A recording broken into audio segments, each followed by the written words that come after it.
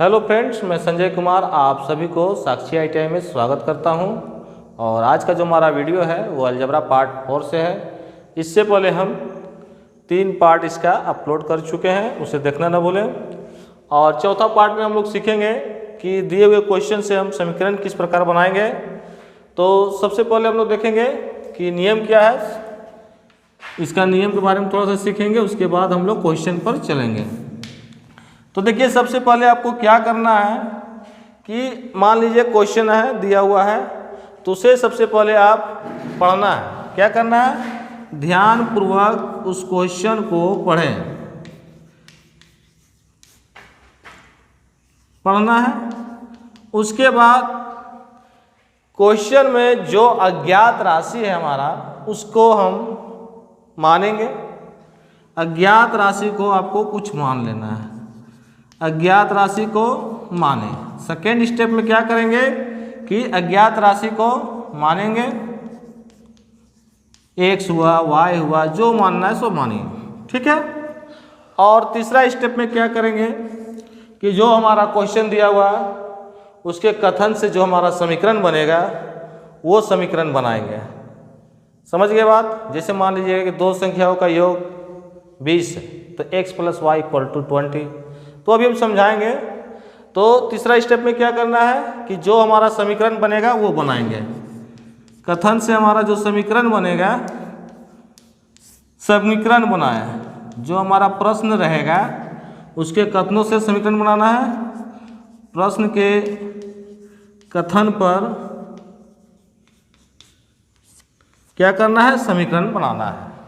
और चौथा स्टेप में अज्ञात राशि का मान ज्ञात कर लेना है। अज्ञात राशि का मान ज्ञात कर लेना है। इस प्रकार करके आपको सॉल्व करना है क्वेश्चन को। तो चलिए क्वेश्चन लेते हैं, उसके बाद हम लोग देखेंगे क्या होगा। तो ये 4 स्टेप आपको याद रखना है। सबसे पहले क्या करना है आपको कि क्वेश्चन को पढ़ना है ध्यान से। दूसरा में क्या करना है? अज्ञात राशि को x, y, z जो भी मानना है सो मान लीजिए। और उसके बाद तीसरा स्टेप में समीकरण बनाना है। जो कथन कह रहा है उसके अनुसार हमारा जो समीकरण बनेगा वो बनाना है। और चौथा स्टेप में हम क्या करेंगे? अज्ञात राशि को, उसको, इस समीकरण को सोल्व करके ज्ञात राशि का मान निकाल लेंगे। तो चलिए क्वेश्चन लेते हैं। क्वेश्चन से ही पता चलेगा किस प्रकार बनाएंगे हम। तो पहला क्वेश्चन आपको दिख रहा होगा बोर्ड में कि क्या है, उसको पढ़िए आप। तो पहला क्वेश्चन देखिए ये है कि किसी संख्या में उसका आधा जोड़ने पर 33 प्राप्त होता है, तो वह संख्या क्या है? तो यहाँ पर हम सबसे पहले क्या किए? क्वेश्चन पढ़े हम कि किसी संख्या में उसका आधा जोड़ने पर 33 प्राप्त होता है, तो वह संख्या क्या है? तो सबसे पहले अज्ञात राशि को मानेंगे। क्वेश्चन तो हम पढ़ लिए। अब सेकेंड स्टेप क्या है कि अज्ञात राशि को मानेंगे। यहाँ पे बोला कि संख्या क्या है, तो संख्या मानेंगे। तो माना संख्या बराबर क्या लिखेंगे? x। देखिए क्वेश्चन में आप पहले, सबसे पहले आप लोग क्वेश्चन पढ़िए, उसके बाद समझिए, है ना। तो क्वेश्चन पढ़ने के बाद हमको ये पता चला कि हमको संख्या निकालना है। तो संख्या निकालना है तो हमको क्या करना होगा? संख्या बराबर x मानना होगा। अब देखिए क्वेश्चन क्या बोल रहा है, इसका कथन क्या बोल रहा है, वाक्य क्या बोल रहा है वो देखेंगे। तो बोल रहा है कि किसी संख्या में उसका आधा जोड़ने पर 33 प्राप्त होता है। तो किसी संख्या मतलब क्या? संख्या में x माना है, तो किसी संख्या में हो गया उसका आधा जोड़ने पर, मतलब क्या? संख्या का आधा जोड़ने पर। तो संख्या का आधा क्या हो गया? x/2 होगा। उसका आधा जोड़ने पर मतलब ये दोनों को जोड़ देंगे तो हमें क्या प्राप्त होगा? 33 प्राप्त होता है। तो ये 33, तो ये हमारा समीकरण बन गया। अब इस समीकरण को सोल्व करके हम x का मान निकालेंगे तो हमारा संख्या निकल जाएगा। तो देखिए किस तरह निकलेगा। ये देखिए यहाँ पर 1 है नीचे, 2 और 1 का एलसीएम 2 होगा।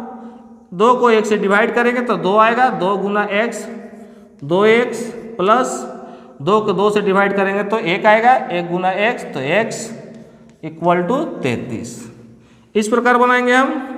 ये हो गया 3x/2 = 33 और यहाँ पर देखिए 1 है, ये क्रॉस मल्टीप्लिकेशन करेंगे, 3x को 1 से गुना करेंगे तो 3x आएगा बराबर 33 को 2 से गुना करेंगे तो 66 आएगा। इस प्रकार सोल्व करेंगे। अब x = क्या हो जाएगा, तो 66/3 होगा, गुना में है तो ये 3 कहाँ चल जाएगा, भाग में चल जाएगा। अगर उस तरफ हम ले जा रहे हैं RHS में तो ये जब ये गुना में रहेगा तो ये भागा में चला जाएगा, तो ये 3 आएगा यहाँ, तो 3 दूनी 6 और 3 दूनी 6, तो आंसर क्या आ गया 22। तो इसका आंसर हो जाएगा 22। तो हमारा संख्या क्या है 22। अब इसको हम चेक भी कर सकते हैं कि ये सही है कि गलत है, इस समीकरण से चेक कर सकते हैं। तो देखिए क्वेश्चन क्या बोल रहा था कि किसी संख्या में, तो संख्या हमारा कितना निकला 22 प्लस अभी नहीं करेंगे, उसका आधा जोड़ने पर 22 का आधा क्या हो जाएगा 11, तो कितना हो गया 33 प्राप्त होता है। तो 22 और 11 जोड़ेंगे तो कितना आएगा 33 आ रहा है, तो ये हमारा आंसर सही है। तो x = 22 हमारा आंसर होगा। तो इस प्रकार करके आप बनाएंगे। अब चलिए सेकेंड क्वेश्चन लेते हैं, ये तो आपको समझ में आ गया होगा। अब सेकेंड क्वेश्चन आपको दिख रहा होगा बोर्ड पे कि सेकेंड क्वेश्चन है क्या, है ना, उसको पढ़िए पहले। तो सेकेंड क्वेश्चन क्या बोल रहा है कि 3 क्रमागत प्राकृत संख्याओं का योग, यहां बोल रहा है कि 3 क्रमागत प्राकृत संख्याओं का योग 225 है, तो वे संख्याएं क्या है। तो इसमें बोल रहा है 3 क्रमागत प्राकृत संख्या है। प्राकृत से क्या होता है, क्या 1 2 3 लगातार बोल रहा है। लगातार मीन्स क्या 1 2 3 4 5 6 जो भी है, 1 से लेकर लगातार जो भी है, तो उसको जोड़ने पर उसको 225 प्राप्त होता है। तो वो बोल रहा है क्या कि संख्या क्या है। हम ऐसा संख्या जैसे मान लीजिए आप बोलेगा कि 3 क्रमागत संख्या को जोड़ने पर 6 प्राप्त होता है, तो इस प्रकार होगा 1 2 3 संख्या होगा ना, 3 क्रमागत संख्या होगा, 1 2 3 को जोड़ने पर क्या प्राप्त होता है 6। उसी प्रकार आपको बोल रहा है कि 3 क्रमागत प्राकृत संख्याओं को जोड़ने पर 225 प्राप्त होता है। तो हमारा क्या है कि तीनों संख्याएं क्या है। तो पहला संख्या देखिए क्रमागत संख्या क्या हो जाएगा, 3 क्रमागत संख्या, क्रमागत मतलब क्या लगातार, तो 3 क्रमागत संख्या क्या हो जाएगा, मान लीजिए कि पहला x है तो दूसरा क्या हो जाएगा 1 ज़्यादा हो जाएगा इससे, तो x + 1 होगा दूसरा संख्या, और तीसरा क्या हो जाएगा इससे 2 ज़्यादा होगा यानी x + 2। अगर 1 यहाँ बैठाएंगे तो ये हो जाएगा 2, ये हो जाएगा 3। बात समझ में आ रहा है आपको। अगर x = 1 बैठाते हैं तो ये 1 हो जाएगा, ये 2 हो जाएगा, ये 3 हो जाएगा, ये तो लगातार संख्या हो गया आपका, लगातार क्रमागत संख्या हो गया। अब यह बोल रहा है क्या कि तीनों क्रमागत संख्याओं को जोड़ने पर क्या होता है 225 प्राप्त होता है।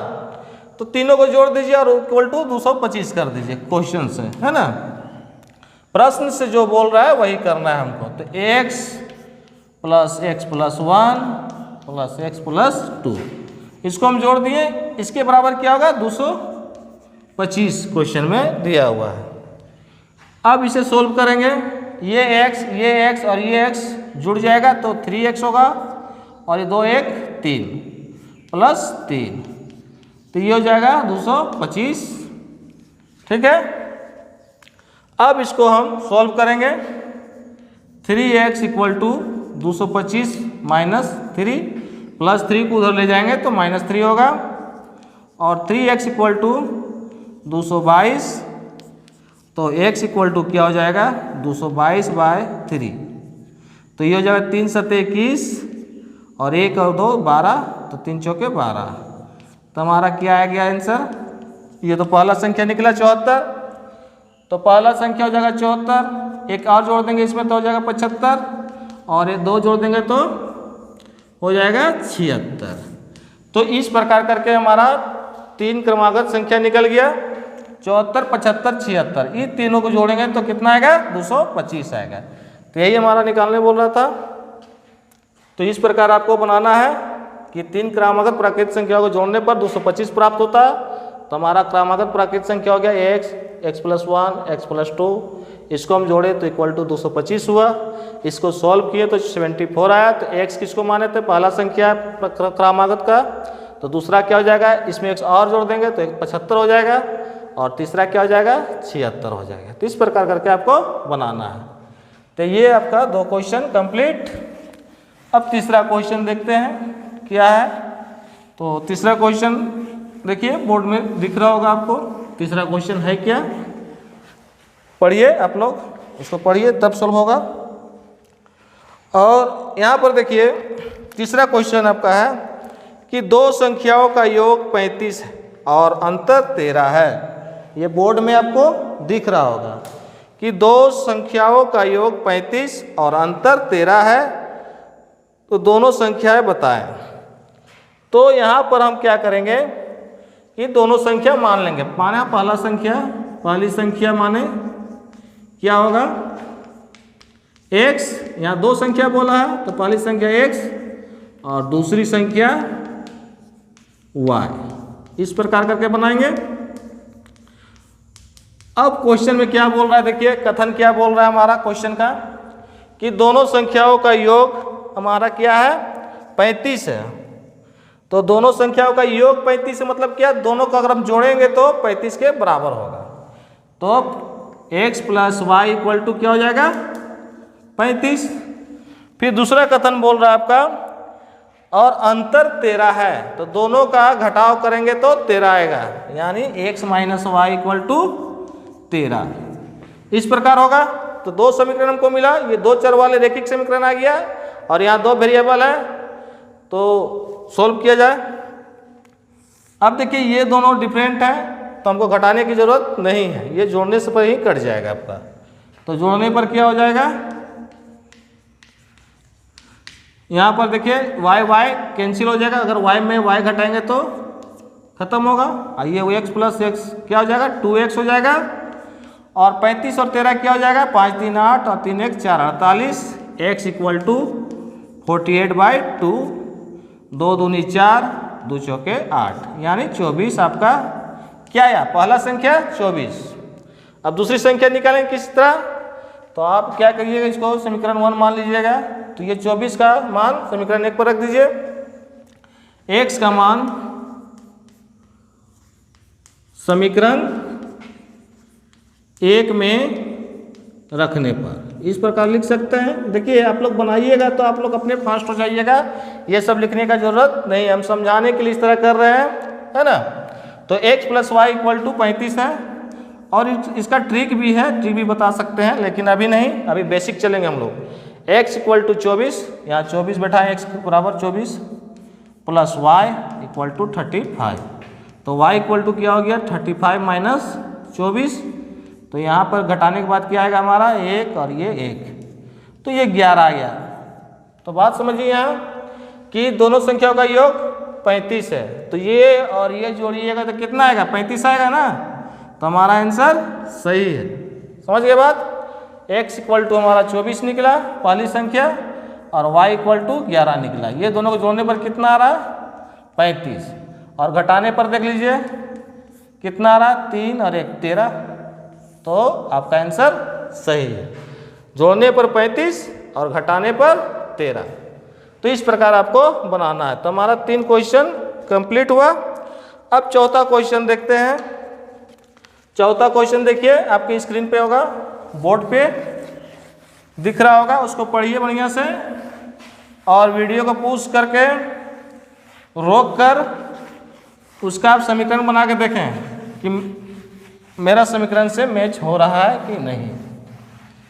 तो यहाँ पर देखिए किस तरह बनाइएगा इसको, बहुत ही आसान है। चौथा नंबर में, यदि किसी संख्या का 2/7वां भाग 18 है, तो उस संख्या का 1/3वां भाग क्या होगा। तो फिर संख्या पूछ रहा है, तो फिर संख्या मान लीजिए, माना संख्या क्या होगा, x y z जो भी मानना है x, ये हो गया। क्वेश्चन बोल रहा है यदि किसी संख्या का 2/7वां भाग, संख्या का का मीन्स गुना 2/7वां भाग कितना होगा 18 दिया हुआ है, तो इस प्रकार हमारा 18 हो गया। संख्या का 2/7वां भाग 18 है, इस तरह बनेगा आपका समीकरण। तो बोल रहा है क्या, उस संख्या का 1/3वां भाग क्या होगा, तो यहाँ से पहले संख्या निकाल लीजिए।